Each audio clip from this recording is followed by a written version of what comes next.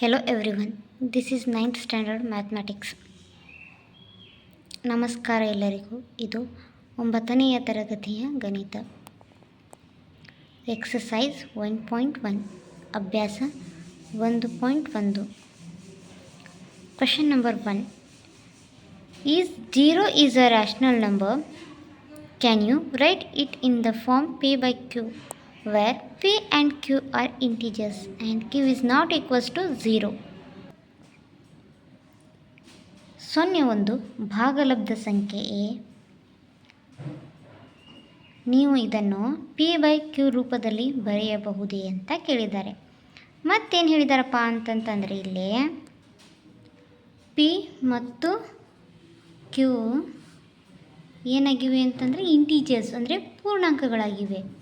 ಜೊತೆಗೆ ಕ್ಯೂ ಏನಾಗಿರಬಾರ್ದು ಅಂತಂದರೆ ಸೊನ್ನೆ ಆಗಿರಬಾರ್ದು ಅಂತ ಹೇಳಿದ್ದಾರೆ. ಓಕೆ, ಅಂದರೆ 0 ಅನ್ನೋದೊಂದು ರ್ಯಾಷನಲ್ ನಂಬರ್ ಹೌದೋ ಅಲ್ಲೋ ಅನ್ನೋದನ್ನು ನಾವು ಇಲ್ಲಿ ಏನು ಮಾಡಬೇಕು, ಫೈಂಡ್ ಮಾಡಬೇಕು. ಓಕೆ, 0 ನಾವು 0/1, 0/2, 0/3, 0/4 ಅಂತ ಬರಿಬಹುದಾ? ಇಲ್ಲಿ ಇದು ಪಿ ಬೈ ಕ್ಯೂ ರೂಪದಲ್ಲಿದೆ ತಾನೆ. ಇಲ್ಲಿ ಏನಂತ ಹೇಳಿದ್ದಾರೆ ಅವರು, ಕ್ಯೂ ಏನಾಗಿರಬಾರ್ದು, ಸೊನ್ನೆ ಆಗಿರಬಾರ್ದು ಅಂತ ಹೇಳಿದ್ದಾರೆ. ಕ್ಯೂ ಪ್ಲೇಸಲ್ಲಿ ಅಂದರೆ ನಾವು ಛೇದವನ್ನು ಏನು ಬರೆದಿದ್ದೀವಿ ಇಲ್ಲಿ 1 2 3 4, ಇಲ್ಲೆಲ್ಲೂ ಕೂಡ ಕ್ಯೂ ಸೊನ್ನೆಯಾಗಿಲ್ಲ. ಸೊ ಹಾಗಾದರೆ ನಾವು 0 ಅನ್ನೋದು ಒಂದು ಭಾಗಲಬ್ಧ ಸಂಖ್ಯೆ ಅಂತ ಹೇಳಬಹುದಾ ಮತ್ತು ಪಿ ಬೈ ಕ್ಯೂ ರೂಪದಲ್ಲಿ ಬರೆಯಬಹುದಾ? Yes, 0 is a rational number because we can write 0 in the form of P by Q. P and Q belongs to Z. It means integers. Q is not equals to 0. ಅಂದರೆ ಸೊನ್ನೆ ಒಂದು ಭಾಗಲಬ್ಧ ಸಂಖ್ಯೆ ಹೌದು, ಅದನ್ನು P by Q ರೂಪದಲ್ಲಿ ಏನು ಮಾಡಬಹುದು ಅಂತಂದರೆ ಬರೀಬಹುದು. Okay, find 6 rational numbers between 3 and 4. ಅಂದರೆ 3 ಮತ್ತು 4ರ ನಡುವಿನ 6 ಭಾಗಲಬ್ಧ ಸಂಖ್ಯೆಗಳನ್ನು ಕಂಡಿಡಿ ಅಂತ ಹೇಳಿದ್ದಾರೆ. ಎಷ್ಟು ಸಂಖ್ಯೆಗಳನ್ನು ಕಂಡುಹಿಡಿಬೇಕು? 6.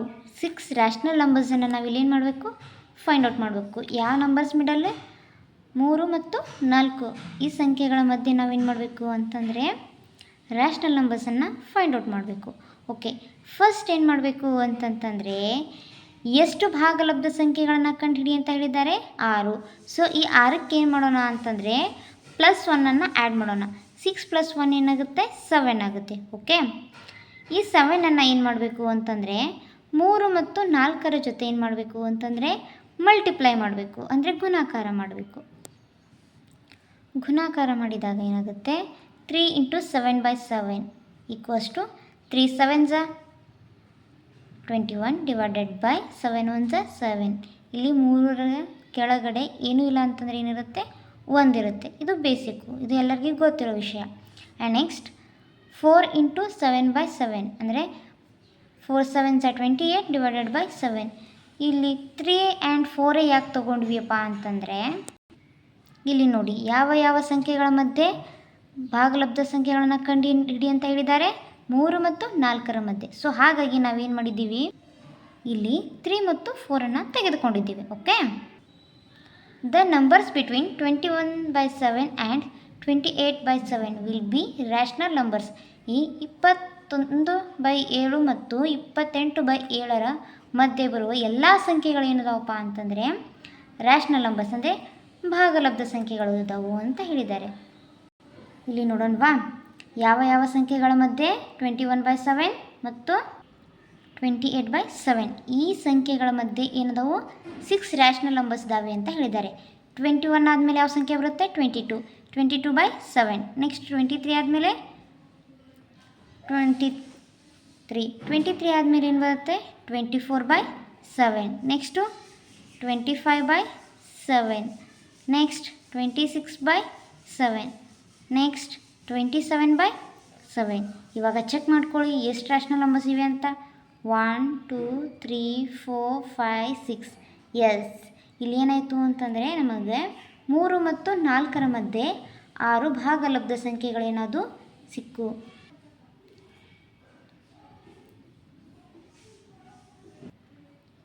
Find 5 rational numbers between 3/5 and 4/5.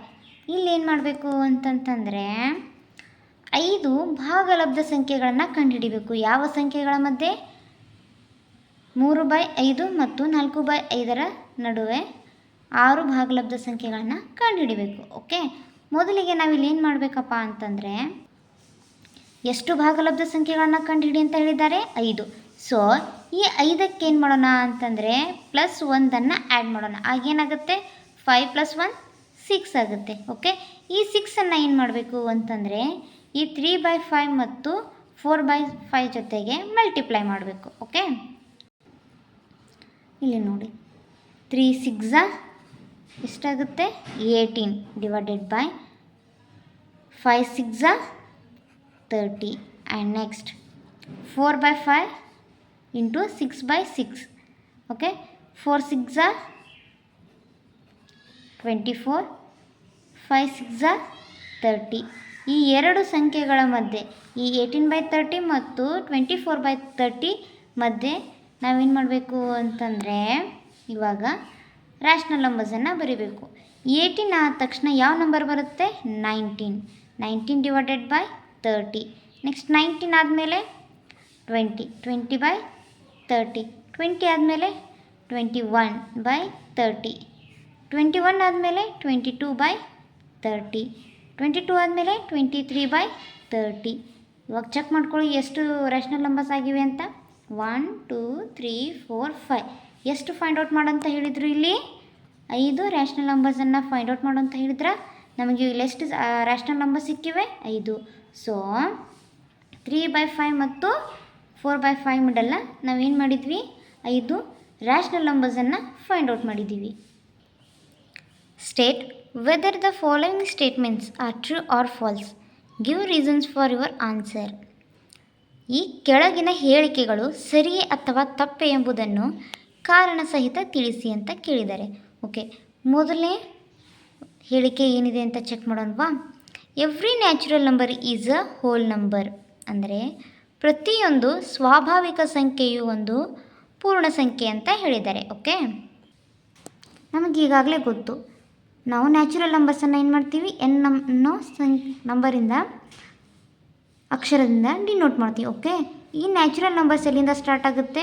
1 2 3 4 5 ಇಂದ ಸ್ಟಾರ್ಟ್ ಆಗುತ್ತೆ. ಹೌದಾ? ಓಕೆ, ಇನ್ನು ನೆಕ್ಸ್ಟು ಪೂರ್ಣ ಸಂಖ್ಯೆ ಹೋಲ್ ನಂಬರ್ ಅನ್ನೋದು ಎಲ್ಲಿಂದ ಸ್ಟಾರ್ಟ್ ಆಗುತ್ತೆ? ನಮಗೆ ಇದನ್ನೇನು ಮಾಡ್ತೀವಿ? ಪೂರ್ಣ ಸಂಖ್ಯೆ ಅಂದರೆ ಹೋಲ್ ನಂಬರನ್ನು ನಾವು ಏನು ಮಾಡ್ತೀವಿ? W ಎಂಬ ಅಕ್ಷರದಿಂದ ಡಿನೋಟ್ ಮಾಡ್ತೀವಿ. ಈ ಹೋಲ್ ನಂಬರ್ಸ್ ಎಲ್ಲಿಂದ ಸ್ಟಾರ್ಟ್ ಆಗುತ್ತೆ?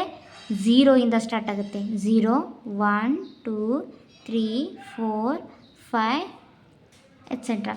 ಹಾಗಾದರೆ every natural number is a whole number ಅಂತ ಹೇಳಬಹುದಾ? ಇಲ್ಲಿ ನೋಡಿ, ಈ ಎಲ್ಲ ನ್ಯಾಚುರಲ್ ನಂಬರ್ಸ್ ಏನಾಗಿವೆ ಅಂತಂದರೆ ಈ ಹೋಲ್ ನಂಬರ್ಸಲ್ಲಿ ಇವೆ. ಹೌದಾ? ಹಾಗಾದರೆ ಇದು ಟ್ರೂ ಆರ್ ಫಾಲ್ಸ್? ನೀವೇ ಹೇಳಿ ನೋಡೋಣ. Yes, you are right. ಇದೇನು? ಟ್ರೂ ಅಂದರೆ ಸರಿ. Next second statement, every integer is a whole number. ಅಂದರೆ ಪ್ರತಿಯೊಂದು ಪೂರ್ಣಾಂಕವು ಒಂದು ಪೂರ್ಣ ಸಂಖ್ಯೆ ಅಂತ ಹೇಳಿದ್ದಾರೆ. ನಾವು ಮೊದಲಿಗೆ ತಲೆಯಲ್ಲಿಟ್ಕೊಳ್ಳಿ ಏನಪ್ಪ ಅಂತಂತಂದರೆ ಇಂಟೀಜರ್ಸು ಮತ್ತು ಹೋಲ್ ನಂಬರ್ಸ್ಗಿರೋ ಡಿಫ್ರೆನ್ಸನ್ನು. ಓಕೆ, ಈ ಇಂಟೀಜರ್ಸಲ್ಲಿ ಏನಾಗುತ್ತೆ ಅಂತಂದರೆ ಏನಾಗ್ತದೆ ನೆಗೆಟಿವ್ ನಂಬರ್ ಮತ್ತು ಪಾಸಿಟಿವ್ ನಂಬರ್ಸ್ ಇವೆ. ಅಂದರೆ -3 -2 -1 0 1 2 3 4 5 ಈ ಥರ ನಂಬರ್ಸ್ ಬರುತ್ತೆ. ಬಟ್ ಹೋಲ್ ನಂಬರ್ಸಲ್ಲಿ ಹಾಗಲ್ಲ. ಈ ಹೋಲ್ ನಂಬರ್ಸಲ್ಲಿ ಏನಾಗುತ್ತೆ? 0 ಇಂದ ಸ್ಟಾರ್ಟ್ ಆಗುತ್ತೆ. 0 1 2 3 4 5. ಹೌದಾ? ಇವರೇನು ಹೇಳಿದ್ದಾರೆ? Every integer is a whole number ಅಂತ ಹೇಳಿದ್ದಾರೆ. ಅದು ಹೇಗೆ ಸಾಧ್ಯ? ನೋ, ಇಲ್ಲೇನಾಗಿದೆ ಅಂತಂತಂದರೆ ಈ ಹೋಲ್ ನಂಬರ್ಸ್ ಎಲ್ಲ ಏನಾಗ್ಬೋದು ಅಂತಂದರೆ ನಮಗೆ ಇಂಟೀಜರ್ಸಲ್ಲಿ ಕಾಣ್ಬೋದು. ನಾವು ಇಲ್ಲಿ ನೋಡಿ, ಇಂಟೀಜರ್ಸಲ್ಲಿ ಹೋಲ್ ನಂಬರ್ಸ್ ಇವೆನಾ? ಬಟ್ ಈ ಇಂಟೀಜರ್ಸು ಹೋಲ್ ನಂಬರ್ಸಲ್ಲಿ ಬರೋಕ್ಕೆ ಸಾಧ್ಯ ಇಲ್ಲ. ಹಾಗಾಗಿ ಈ ಸ್ಟೇಟ್ಮೆಂಟ್ ಏನಾಗಿದೆ? ರಾಂಗ್. ಅಂದರೆ ತಪ್ಪು. Negative numbers are not hole numbers.